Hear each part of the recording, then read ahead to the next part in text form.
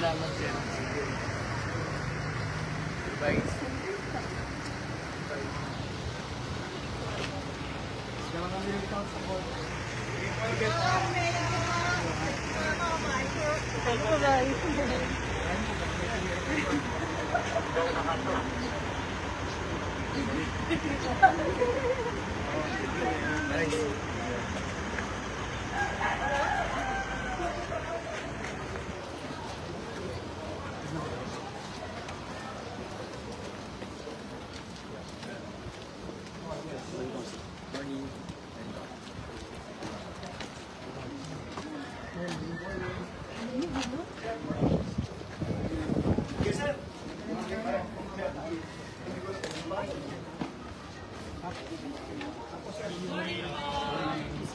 Sa ibang distrito dito, gano'n tayo lahat, dito lang mga babies ito.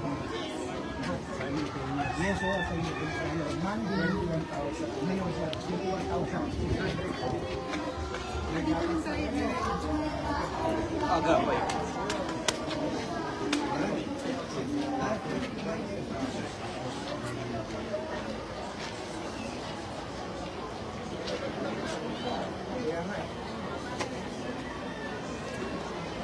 Tapos siya binibili sila ng Wednesday.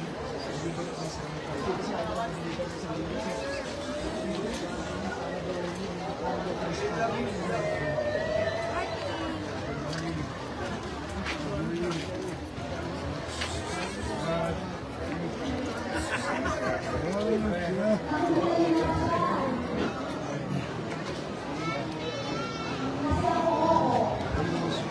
Good morning, PM.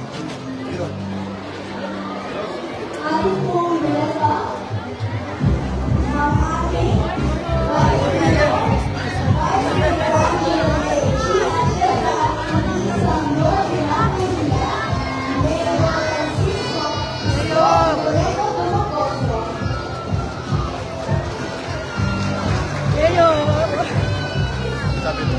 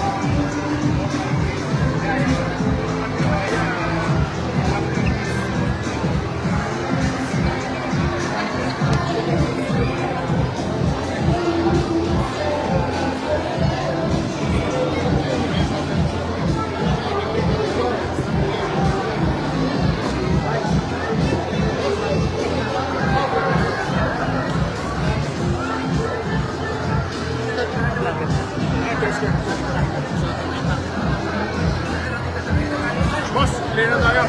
Clear na tayo. Atras na tayo. Atras na. Clear. Clear tayo.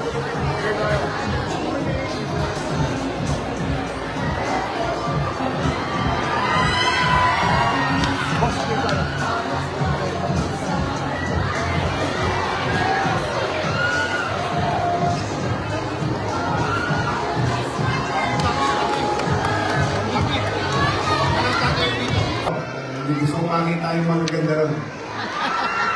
Kaya dito, gising pa ba kayo? Titingnan natin ha. Toys, saan ito? Gitna.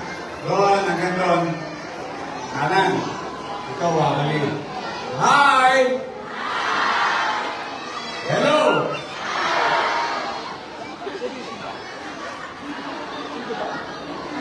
Okay. Ito, saan dito? Hi! Hello! This year. Mas malakas kayo. This year. Ano kaya kayo dyan? Kayo naman dyan. Hi! Hello! Gising na gising. Ang mga bata ay mahal ng Diyos. Dinuupan. Magandang umaga sa inyong lahat. Excited na ba kayo mga nanay? Alam niyo, mahal magatas. Mahal. Kaya kung bakit kumisan, mas nakakuna natin bilhin ang mga bagay, mapagkain na makamubusog sa tiyan ng ating mga supling. Dala ng hirap ng buhay. Gusto natin ang gatas. Naintindihan natin ang gatas at halaga nito para sa tao, lalo na sa bata. Especially sa edad ng inyong mga apo at anak. Now, mga bata, sinang gustong tumangkad? Taas ang kamay. Ang sikreto, kailangan uminom ng sinong gustong tumaba? Mga bata, taas ang kamay. Kung gusto mong tumaba o lumusog, kailangan uminom ng sinong gusto maging malusog at malakas? Gusto mo maging malusog at malakas, kailangan mo uminom ng? Yes. Meron ng pag-aaral, nalulungkot ako, na sa Maynila mismo, sa Kapitolyo ng Bansa, ay lumalakas at lumalaki ang numero ng pagkabansot or stunting. Hindi dahil sa maliit ang lahi natin, kundi dahil kulang tayo ng tamang nutrisyon. Ayun, masaya ako ngayong araw nito sapagkat meron na akong gatas sa mga lolo't lola ko na spoiled sa akin.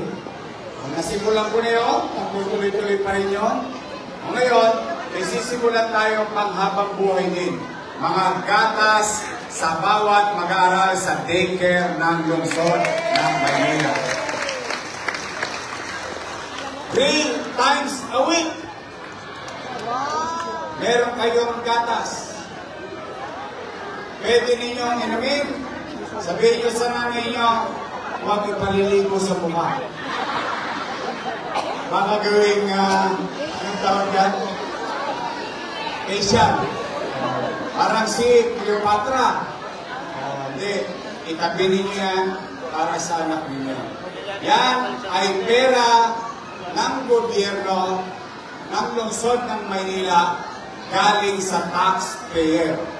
Bagay na palakpakan natin ang ating mga taxpayer. Ito po ay sinabi nila na dapat yan, ang ibibili ko dyan ay imported na gatas. Pero, mas minabuti ko na sariwa, ligtas, malinis at maayos na gatas na produkto mismo ng ating mga magbabaka sa Pilipinas.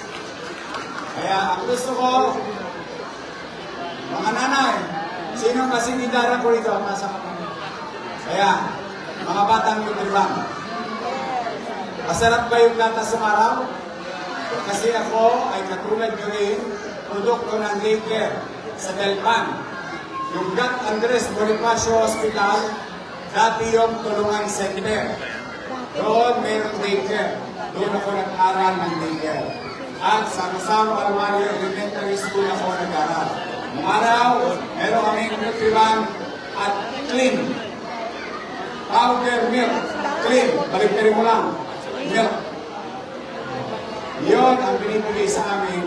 Kaya kung bakit, mga bata, matitigas ang buto namin, ang bilis namin tumaas at tumakal.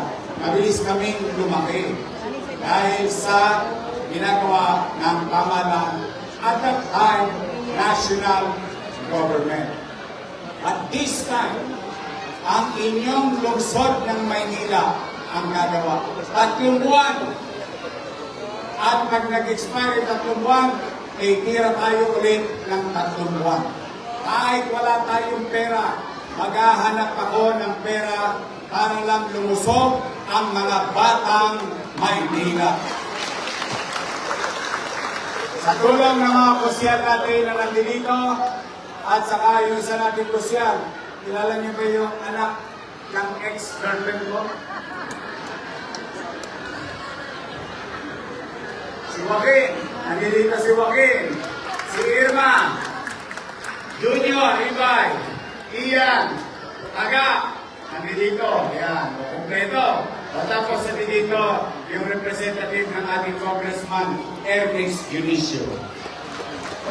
Ang ating Vice Mayor, ang partner natin sa kooperatiba, at MHD, at saka ating MSW, no? At NDA. Nandito rin ang hininga natin ng gabay. Ang ating DOH partner. Palakpakan natin ang ating DOH. So mga bata, sinong gusto ng gatas? Ramis, iinumin ninyo? Talaga? Araw-araw kasi gusto ko, mga bata, malusog kayo at tumakot kayo agad. Pag malaki na kayo, pwede na kagad mag-elementary. Sino ang gusto mag-grade 1? Grade 2? Sino ang gusto maging engineer? Maging doktor? Lawyer? Pakita ninyo. Ayan, pinagpapasalamat din natin. Mga nanay, tatay, palakpakan natin ang ating mga chairman. Yun. Tingnan niyo si Alfonso. Puro gatas ang tinira niya, no?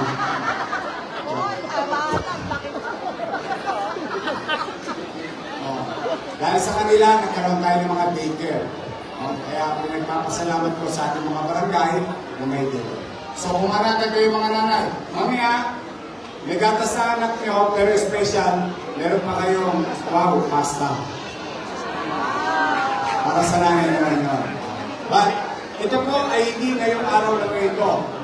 Ito yung nangyayari 3 times a week para sa inyong mga anak in the next 90 days. Para makita natin ang progreso ng bata. At kapag kulang pa, tuloy-tuloy lang tayo. Kapag may bagong set na mag-aaral sa daycare, tuloy pa rin tayo. Okay, mag-alala, may kadugtong na to dahil naitabi ko na yung pera pagpagatas sa ating mga anak dito sa lungsod ng Manila. So, mga nanay, mga tatay, mga lolo, mga lola, makikita tayo ulit ha. Mataba na kayo after 3 months.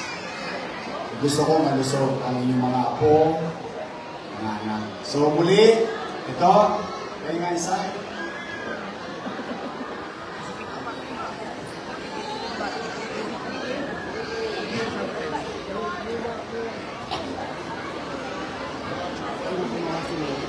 It's your milk. Diba, inumin ko. Kaya-kaya? Kaya-kaya? Talaga ito ay may pagkaaral sapat para sa isang araw, isang bata. Laging fresh, sariwa, malinis, maayos, para maging malusog ang mga batang Maynila. So muli, mga nanay, tatay ko, yan po ay programa ng inyong pamahalang lungsod. Sa mga lolo-lolo ko, steady lang kayo. Marapit na ulit ang pension nyo. Dahil yung mga lolo-lolo ninyo, may gatas dito sa kanila. Pampatibay lang ng dugo at ang sustansya. Ngayon, yung mga bata naman, para umakan at maging malusog. So muli, Direk Jay. sa ating mga chairman, Kasama si Yorme. thank you very much sa inyo mga chairman. Palapakan natin ulit ang ating mga chairman sa bulok. Ito ay nangyayari ngayon sa 21,000 na students sa buong Maynila. Dito lang natin nag-ceremonial sa Balot, Tondo. Pero it's gonna happen all over the city of Manila. So muli, mga nanay, mga tatay, I love you. Okay. Mga lola at lola, magkikita tayo sa third week ng January para sa buwan ng October, November, at December na allowance ninyo. See you. I love you. Mag-ingat kayo pagpalagawa kayo ng Pong Magkapan. Manila! God first. Thank you.